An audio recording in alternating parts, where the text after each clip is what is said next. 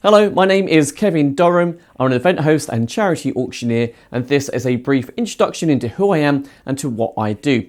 Now, this video has been uploaded onto YouTube, so if you do want to skip to the most relevant part of the video for you and your event, then please look at this video on YouTube and you'll see it's all broken down by chapters, and you'll just be able to click on the timeline and jump to whatever part of the video that you need the most. I promise I won't take it personally if you don't watch the whole thing in its entirety. In a moment, I'm going to run you through all of the different areas of experience and expertise that I have. I'll then go through an example of an auction that I attended a few years ago, which will really help highlight how all of these different areas of experience come together in my work as a charity auctioneer and host. Starting with comedy and entertainment. So I launched my very first feature film at the end of 2024 called B Movie, which is currently streaming on Amazon Prime. I also have a background in TV presenting. I interviewed a whole host of celebrities on the red carpet.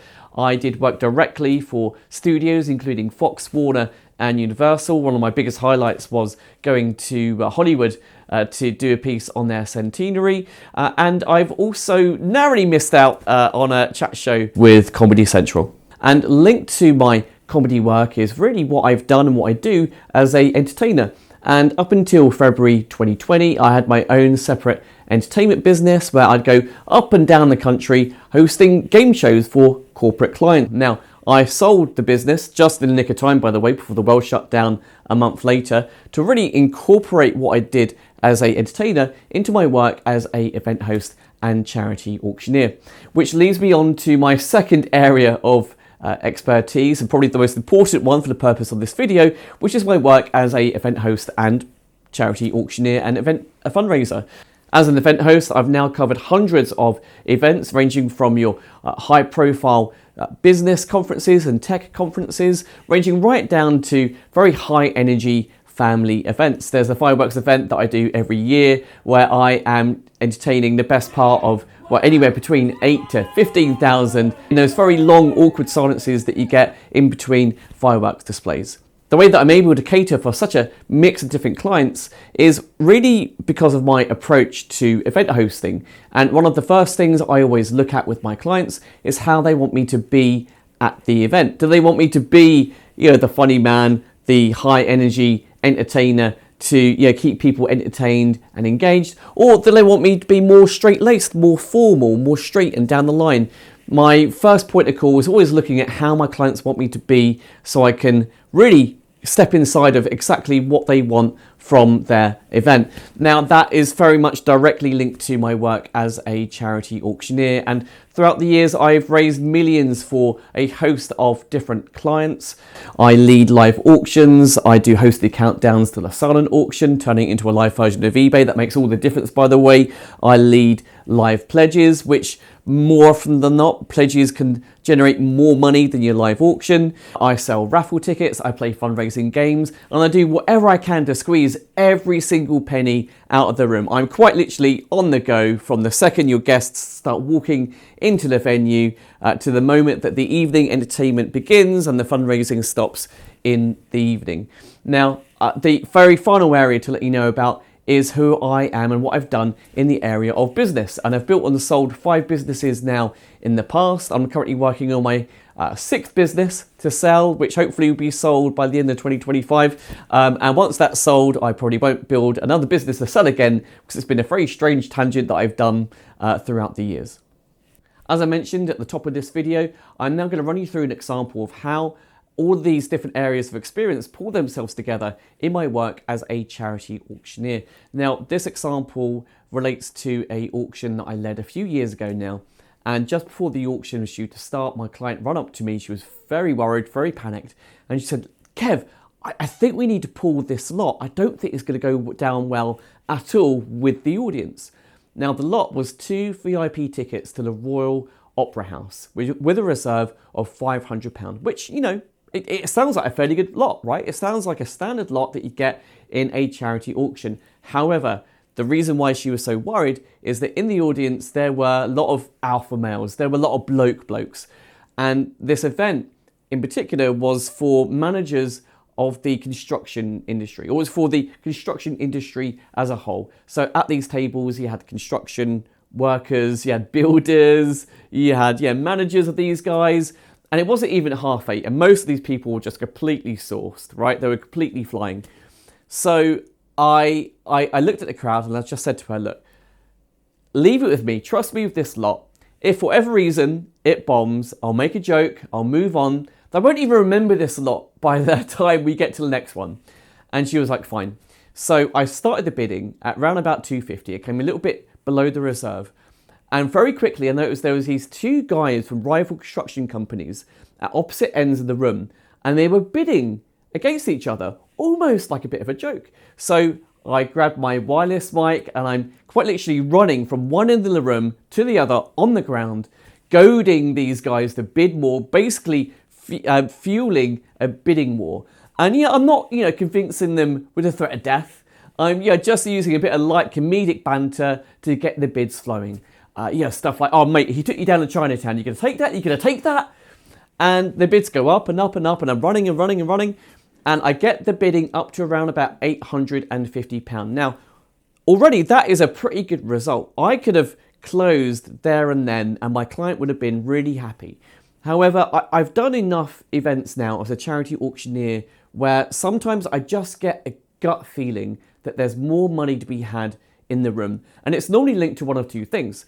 It's either linked to having to connect or reconnect the audience to the intention, outcome and purpose of the charity, or it's to do with connecting the audience to what this lot is actually about. And I really felt like it was the latter.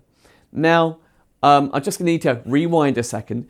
And what I do with the events that I attend is I always arrive as soon as the guests start arriving. I arrive a little bit beforehand, and I make it a mission of mine to shake as many hands as possible so I can really find out who's in the room and also, where the money is. It helps, right? So just fast forward again, back to the auction, and I decide to pause the auction. And I say, ladies and gentlemen, I feel like we need to get reconnected to what the opera is all about. Now, one of the people that I met when I was going around all the guests was this very large gentleman. If you imagine the Go Compare guy, quite similar to him. And he donated these two opera tickets. He was an opera singer. And I invited him to get up and sing. So he took a moment to get up, very large guy, and he sang this amazing operatic song for the best part of a minute. I think it might have been the Barber of Seville. He held this note for what seemed like an eternity. In reality, it was probably about 10 seconds. He finished and the room went bananas. Napkins went flying, 1 or 2 drinks went flying, big standing ovation. There's this crazy energy in the room. I settle everyone down. I restart the auction. All of a sudden, I've got around about 5 new bidders in the room, and I close the lot just shy of £1,900. Now, that is not the most I've ever got for a lot before. I've got 10 times more than that for different lots with different auctions that I've attended. But the reason why I like this example so much is that I really feel like it highlights what I do in the best way possible. You've got my ability to entertain and have fun with your guests, because I really do believe that when people are having fun, they will dig deeper and they will donate more. You've got my ability to sell, which comes from my business background, because if you're a charity auctioneer and you can't sell, then you're in the wrong game. You need to be able to sell what you're selling in order to make the money for the charity. And I think that one of the most important things, though, is really my charity auctioneer instincts. And that only comes from doing a lot of charity auctions now and raising a lot of money, because I now kind of get that feeling where it's really kind of in the gut, and I know when to trust it now and when not to trust it. And that's what I do for every client. And if you look at my video testimonials, you will see time and time again my clients saying that I've smashed their targets, which is always my aim and my target as a charity auctioneer.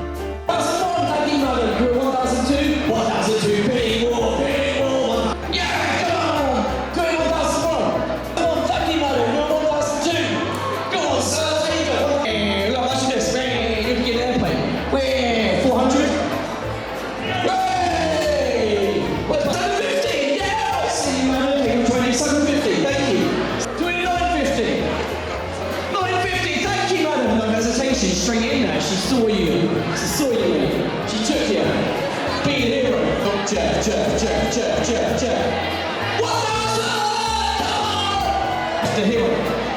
1,050 for charity. I'll take it, madam. Oh, Jeff, mate, what are you going to do? What are you going to do when they come for you, fat boy?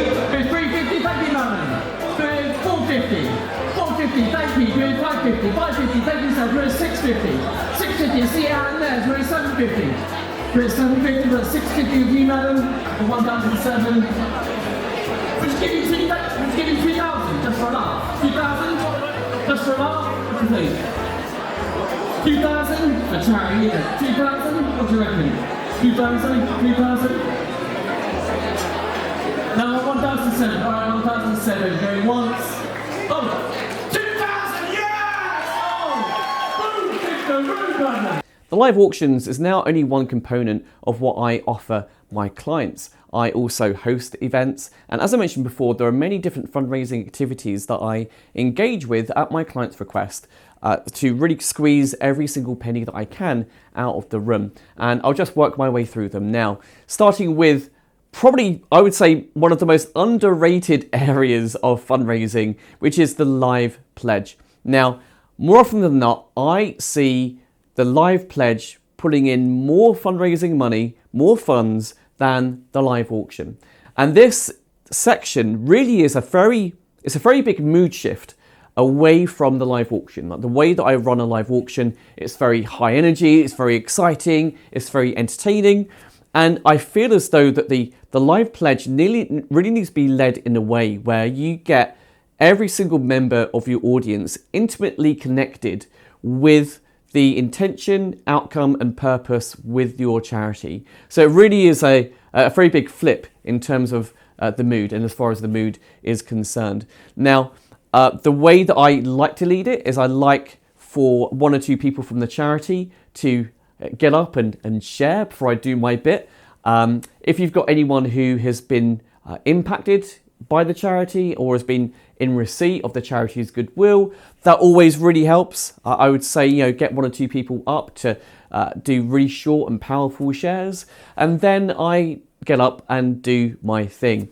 And normally there are 3 tiers when it comes to a live pledge. There's a higher tier, a middle tier, and a lower tier, really to create a dragnet approach so that no one is left out. No one feels as though they're left out within the room, and everyone has an opportunity to fundraise and donate money to the cause. Now, depending on the number of people in the room and depending on how much money is in the room, the higher tier normally ranges anywhere between £1,000 to £2,500.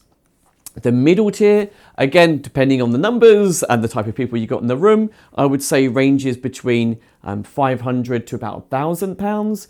And then the lowest tier, I would say £250 is a very comfortable amount for most people who attend these type of events to actually donate.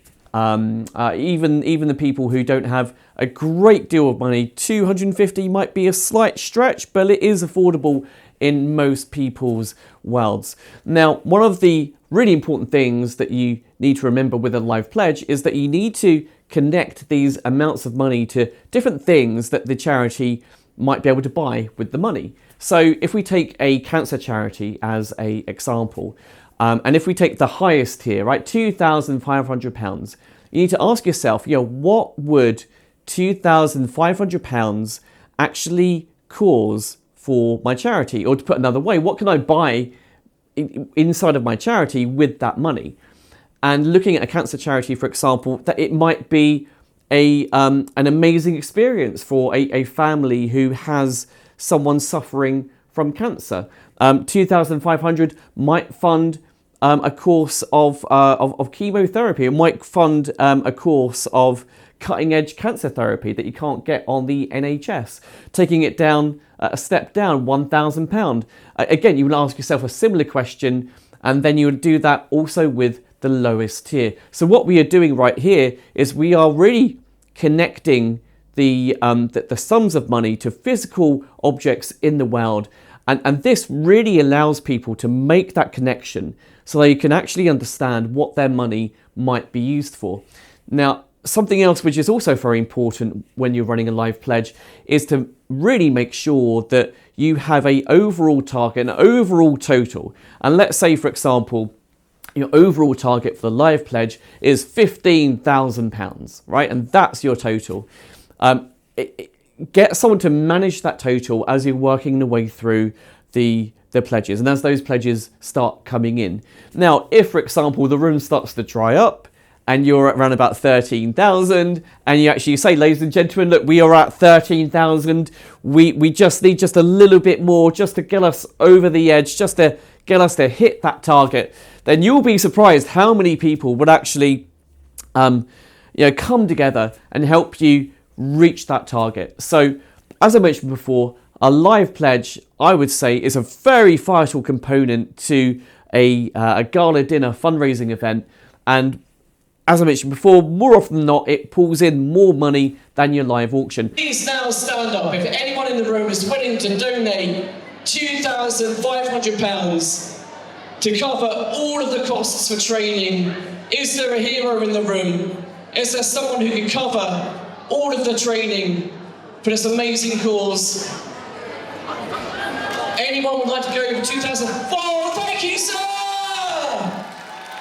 I'm not worthy! I'm not worthy! I'm not worthy! Thank you, legend! Anyone else? Ladies and gents, would like to match this gentleman's generosity? Thank you, madam! We have 2. Can we make it 3? Can we make it 3? Anyone else in the room? Anyone else? I feel like there's 4 more in the room. What? Table 29. Table 20. Yay! And that's 3! Oh my God, you're beautiful, man. You're beautiful. Love you, man. That's 3. Wait, 4 would make it a round number, right? 4 would give us 10,000, which would be halfway. Is there a 4th in the room just to push us to 50% of what we need?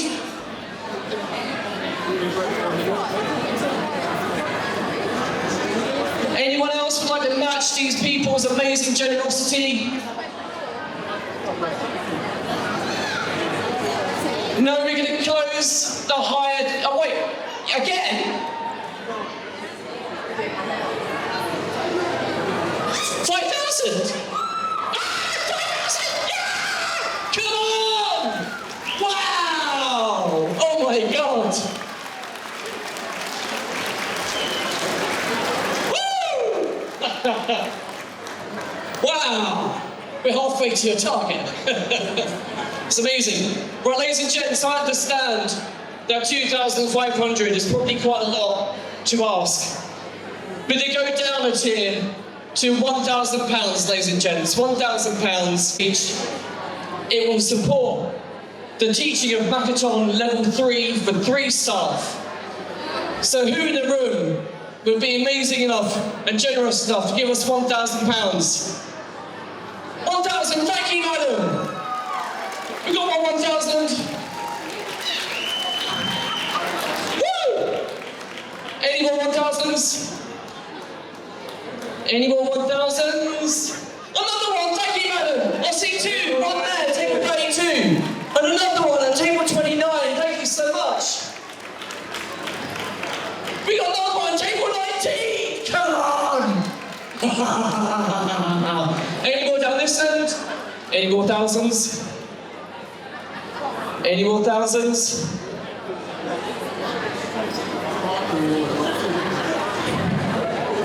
Any more 1,000s? No, we're going to take it down one more tier, ladies and gents. We take it down one more tier to 250. I understand the cost of living has hit us all.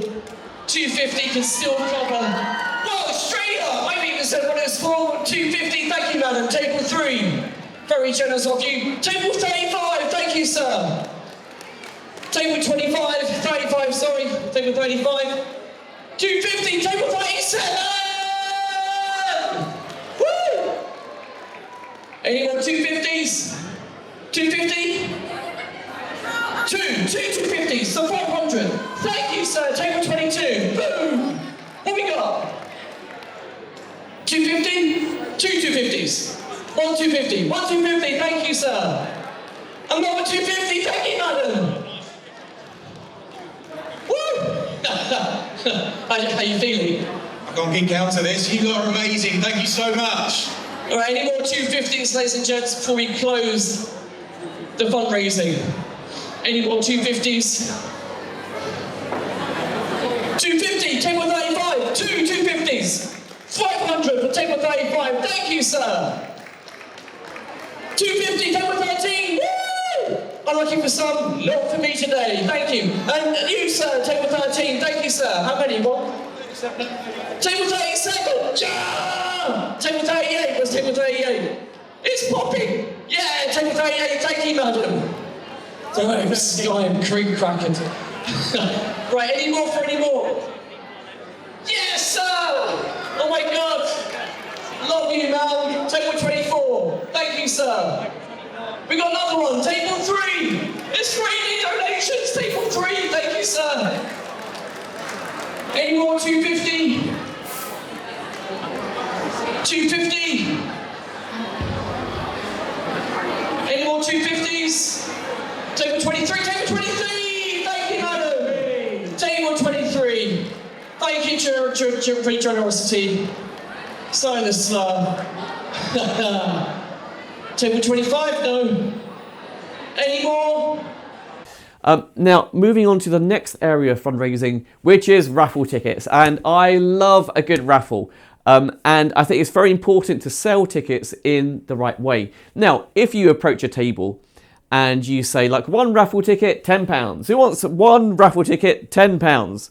You will get most people on that table wanting to buy one raffle ticket. There might be a few people saying, oh, can I have two? Can I have three? Now, I think it's a lot more effective to go in to that table saying 5 tickets for £50 or 10 tickets for £100. Because what happens is you get a very small game of looking good happens on the table. And let me explain what that means. So at charity fundraisers, you get a lot of people who want to be known for donating money and they want to be known for making a difference. And there's nothing wrong with that. You know, I love making a difference and I love being known for it. Now, a very kind of, I guess, a macro version of this can happen at each single table. So you go in asking, you know, saying 5 tickets for £50, and you'll get one person and they will get 5 tickets, they might get 10 tickets.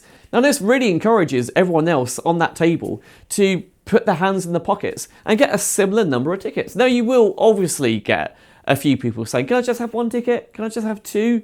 And that's fine, but always lead with, you know, 5 for 50, 10 for 100, because that's how you clock up the funds, how you get more from the tables, and that's really how you get the most amount of money possible from your raffle ticket sales. And moving on to silent auctions. Now, there is one component of the silent auction which I think is so commonly overlooked, not only by hosts, auctioneers, but also by the silent auction companies themselves, companies like Emma Live and Givergy.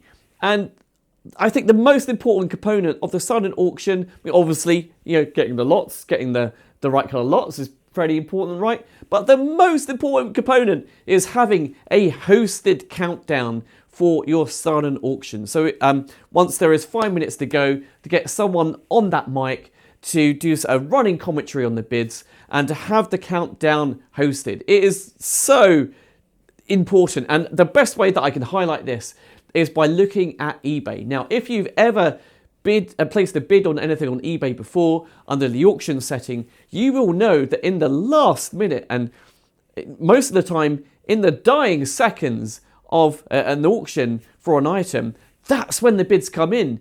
And you really want to create that effect with your silent auction. So if you don't get on the mic and if you just have the countdown on a screen, yeah, you know, you will get a few people, right? You'll get a few people who, you know, place those last minute bids, but you won't get the excitement, you won't get the energy, you won't drive people to, you know, their tablets or their phones with the QR codes to place the bids. So, you know, regardless if you choose to hire me for your event or not, I really wish you do. Then whatever you do, if you have a silent auction, then please, please, please make sure that you have a hosted countdown. Now, just to add with the silent auction, I personally believe that silent auctions are best led in-house without the need for a Givergy or Emma Live. Now, I'm more than happy to run you through a strategy of how you can run a silent auction in-house. And if you'd like to find out a bit more about that, just drop me an email or give me a call. So that's me in a fairly big nutshell. Thank you so much for watching if you made it this far.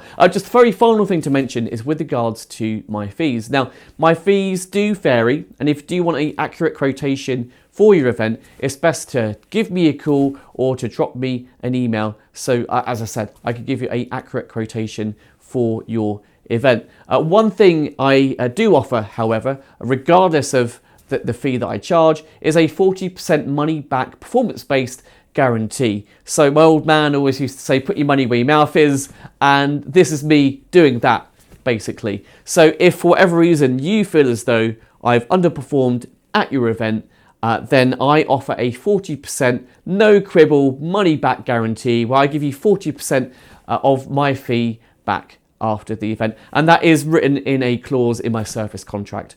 Once again, thank you so much for watching. I really look forward to working with you and finding out more about your event, and hopefully speak soon. Cheers.